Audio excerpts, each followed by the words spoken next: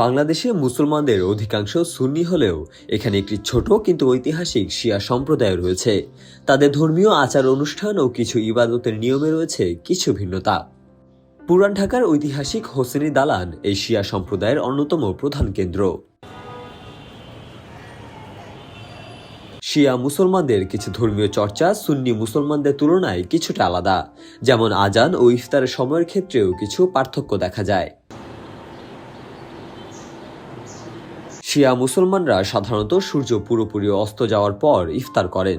এই কারণেই অনেক সময় সুন্নিদের তুলনায় তাদের ইফতারের সময় কিছুটা দেরি হয়। নামাজের সময় নির্ধারণেও কিছু ফিকহভিত্তিক পার্থক্য রয়েছে।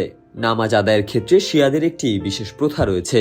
সিজদা দেওয়ার সময় তারা অনেক ক্ষেত্রে মাটির তৈরি একটি ছোট টুকরো বা কাঠের টুকরো ব্যবহার করেন।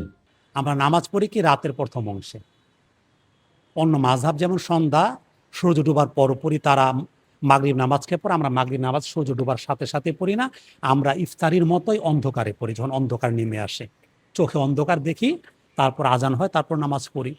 কেন আল্লাহ রাব্বুল আলামিন পবিত্র কোরআন মাজিদে সূরা হুদের 114 নম্বর আয়াতে বলেছেন, বিসমিল্লাহির রহমানির রহিম, আকিমিস সলাতা তরফাইন নাহারি ওয়া যুলাফাম মিনাল লাইল। তোমরা নামাজ পড়ো দিনের দুপ্রান্ত ভাগে, রাতের প্রথম অংশে। তো আমরা রাত দেখে যুলাফাম মিনাল লাইল, আমরা রাত দেখে নামাজ পড়ি, আমরা সন্ধ্যায় নামাজ পড়ি না, আসিলায় নামাজ পড়ি না। এগুলো হচ্ছে শিয়া সুন্নির মধ্যে পার্থক্য।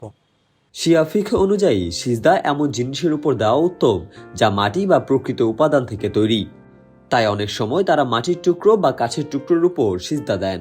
নামাজ হচ্ছে আল্লাহর একটা ইবাদত। ইবাদতের মধ্যে একটা গুরুত্বপূর্ণ বিষয় হচ্ছে সেজদা করা, আল্লাহর উদ্দেশ্যে সেজদা করা।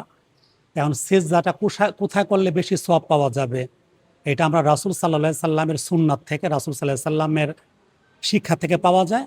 যে সুন্নি মাযহাবের একটা তাফসির গ্রন্থ আছে কানজুল উম্মাল, খণ্ড 7, পৃষ্ঠা 465।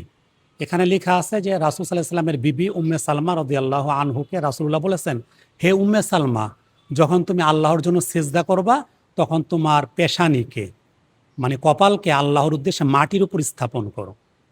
তা মাটির উপর সিজদা করা অনেক বড় সওয়াবের কাজ। কারণ কারো কাছে যদি মাটি না থাকে তাহলে আমাদের এই ফেকা ইমাম জাফর সাদিক আলাইহিস সালাম, যে আমাদের ফেকা অনুযায়ী কাঠের উপর সিজদা করা যাবে, কিন্তু আমাদের ফেকা অনুযায়ী টাইলসের উপর, মোজাইকের উপর, কাপড়ের উপর, তারপরে কার্পেটের উপর সিজদা করা যাবে না, জায়েজ হবে না। পুরান ঢাকার হোসেনি দালানকে অনেকেই ইমামবাড়া নামেও চিনেন। এই নামের পেছনে রয়েছে ধর্মীয় ও ঐতিহাসিক ব্যাখ্যা। ইমামবাড়া বলতে মূলত একটি স্থানকে বোঝায় যেখানে শিয়া মুসলমানরা একত্রিত হয়ে ধর্মীয় অনুষ্ঠান, বিশেষ করে মহরম উপলক্ষে বিভিন্ন শোকানুষ্ঠান পালন করেন।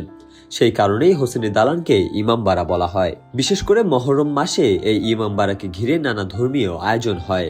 কারবালার শহীদদের স্মরণে শোকানুষ্ঠান, মজলিস এবং তাজিয়া মিছিলের আয়োজন করেন শিয়া সম্প্রদায়ের অনুসারীরা। শতাব্দী প্রাচীন হোসেনি দালান তাই শুধু একটি স্থাপনা নয়, বাংলাদেশের শিয়া সম্প্রদায়ের ধর্মীয় পরিচয়, ইতিহাস ও সংস্কৃতির গুরুত্বপূর্ণ একটি কেন্দ্র।